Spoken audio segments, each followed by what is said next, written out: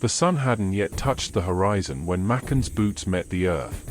He moved through the pre-dawn darkness with the quiet certainty of a man who knew every stone, every acacia shadow, every whisper of wind across the savannah. 42 years he'd walked these paths, first as a boy trailing his father, now as the guardian others followed. A young ranger, Joseph, waited by the Land Rover, nerves betraying his eagerness. "Ready?" Makonde asked, his voice like weathered leather. They drove in silence until Makonde raised his hand. The vehicle stopped. He stepped out, and the world seemed to still with him. 300 meters ahead, partially hidden by tall grass, a lioness nursed her cubs. Joseph reached for his binoculars. "Not yet," Makonde whispered. "Let her see us first. Let her choose." The lioness lifted her head. Her amber eyes locked onto Makonde's. Something passed between them, recognition, perhaps. Understanding. After a long moment, she returned to her cubs, unbothered. Joseph exhaled. "How did you know she wouldn't? She knows me." It was stated simply, without pride. "I've been watching her mother's mother hunt these plains." They continued north, where Makonde noticed disturbed earth near the watering hole. He knelt, fingers reading the ground like braille. His jaw tightened. "Poachers? 3 men. Yesterday evening." Makonde stood, scanning the tree line. "They're watching the elephant herd." The radio crackled. Another ranger reported movement near the eastern boundary.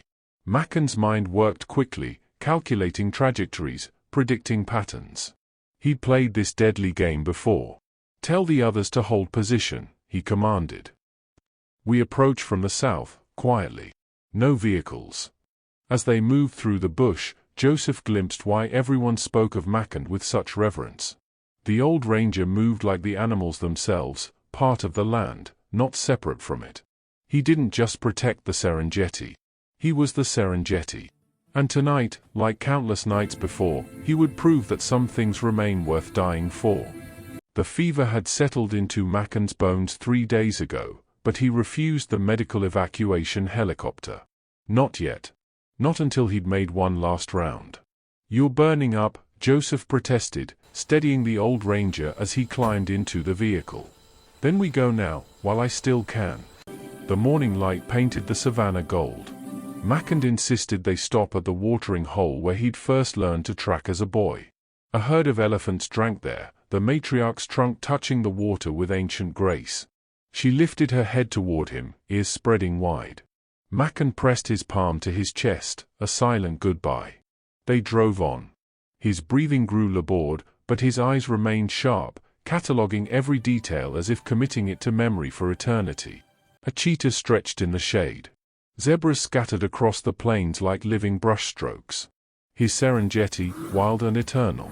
"Stop here," he whispered. They were at the northern ridge, where the land rolled endlessly toward tomorrow. Makonde stepped out, swaying slightly. Joseph moved to help, but the old ranger raised a weathered hand.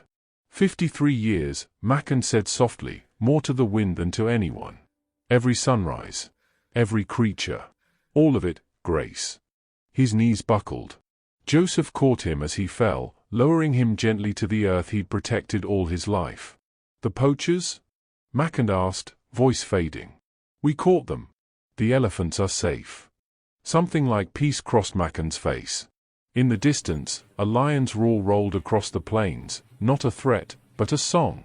The old guardian smiled, his hand clutching the red soil. "Good," he breathed. Then Makonde returned to the land he'd loved, becoming part of its eternal story. Joseph's radio call shattered the morning calm. "Base, this is Patrol 7. We need..." "Makonde, his voice broke. "He's gone." The words rippled through the reserve like stones dropped in still water. At headquarters, Ranger Captain Wamba stood frozen, the radio trembling in his hand. Around him, faces turned, disbelief hardening into grief. "Get every available unit to the northern ridge," Wamba ordered, his voice thick. Now. The news traveled faster than their vehicles. At the southern gate, old Mama Zuri collapsed against the fence, wailing a mourner's cry that pierced the afternoon heat. She'd known Makonde since they were children, when the world was younger and the herds ran thicker. In Karatu village, the elder council fell silent mid-debate. Someone removed their hat. Then another.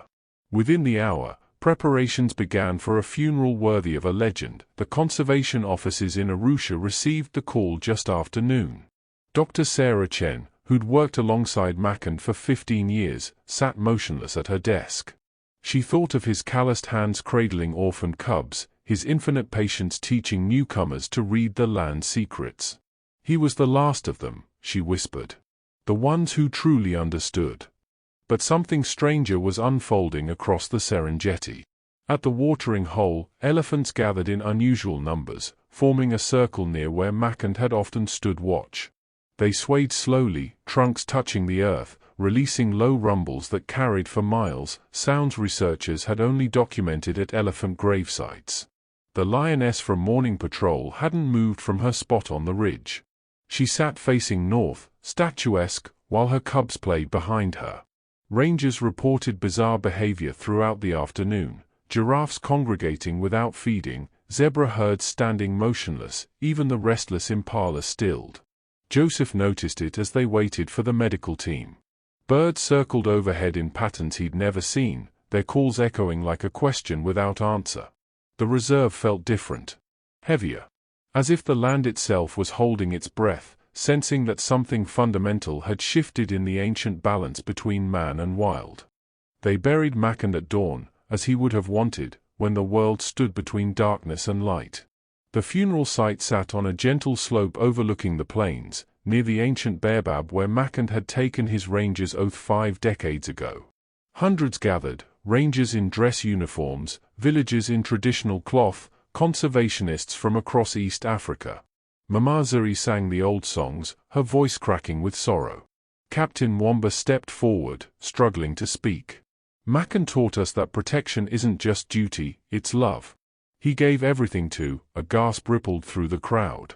From the eastern tree line, a herd of elephants emerged. Not wandering, walking with purpose. The matriarch led them forward, her massive form silhouetted against the rising sun. They stopped 50 meters from the gathering, forming a line, utterly still. Impossible, Dr. Chen breathed, but they kept coming. A pride of lions appeared on the southern ridge. The same lioness from Makonde's last patrol sat at the front, her amber eyes fixed on the ceremony. Beside her, the massive male, the one Makonde had once saved from a poacher's snare, stood like a sentinel. Zebras materialized from the west, their stripes blurring into a living tapestry. Giraffes moved with stately grace from the north, their long necks craning toward the baobab. A crash of rhinos, rarely seen together, positioned themselves on the far hill. The mourners stood paralyzed between awe and disbelief. In all my years, Mwamba whispered, I've never. Joseph understood then. They all did. This wasn't coincidence or migration pattern. This was something older, something that defied the neat categories of science and reason. The animals were saying goodbye. Mama Zuri resumed her song, tears streaming freely now. The rangers saluted as they lowered Makonde into the earth, the red soil he'd walked upon, fought for, bled for. The soil he'd finally become. As the first shovel of earth fell, the elephants raised their trunks skyward and trumpeted, a sound so powerful, so mournful, it seemed to shake the heavens. The lions roared. The zebras called out. Every creature joined in a chorus that rolled across the Serengeti like thunder.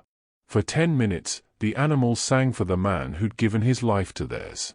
Then, as silently as they'd arrived, they turned and melted back into the wild, leaving only the stunned mourners and a story no one would quite believe. Except those who'd witnessed it. The vigil lasted 3 days. Long after the mourners returned to their lives, the animals remained. They established a perimeter around Makonde's grave, elephants to the east, lions south, giraffes north, zebras west.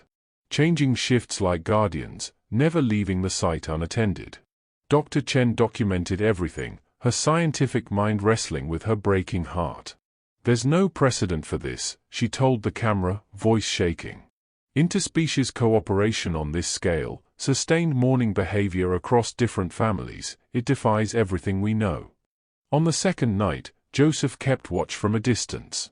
The elephant matriarch approached the grave alone, laying her trunk on the fresh earth. She stood motionless for an hour, releasing those deep subsonic calls that elephants use to communicate across vast distances. Answering rumbles came from miles away. The entire reserve was listening. By the third morning, word had spread globally. News crews arrived, only to be kept at bay by Captain Wamba. "This isn't a spectacle," he told them firmly. "This is sacred." At sunset on the third day, the animals began their departure. But not randomly, they moved in a processional, each group passing the grave in succession. The elephants went first, each touching the earth with their trunks. The lions padded past, the great male pausing to release a roar that echoed across the darkening plains. Giraffes, zebras, even the rhinos, all came, acknowledged, and left. The lioness came last. She sat before the grave as stars emerged overhead, her gaze steady and knowing. Then she rose, turned, and disappeared into the night. Joseph stood alone at the baobab, finally understanding what Makonde had always known: the line between human and wild wasn't a barrier, it was a bridge. And some souls learned to cross it completely. 6 months later, a new ranger stood at the northern ridge, uncertain and afraid. Joseph placed a hand on his shoulder. "Let the land teach you," he said, using Makonde's words. "Protection isn't dominance. It's partnership." In the distance, elephants moved across the golden plains. One of them, the matriarch, paused, turned, and seemed to meet Joseph's eyes. He pressed his palm to his chest. She raised her trunk in acknowledgement. The old guardian's legacy lived on, in the rangers who remembered, in the animals who still trusted, in the sacred covenant between protector and protected. Some bonds, it turned out, were stronger than death.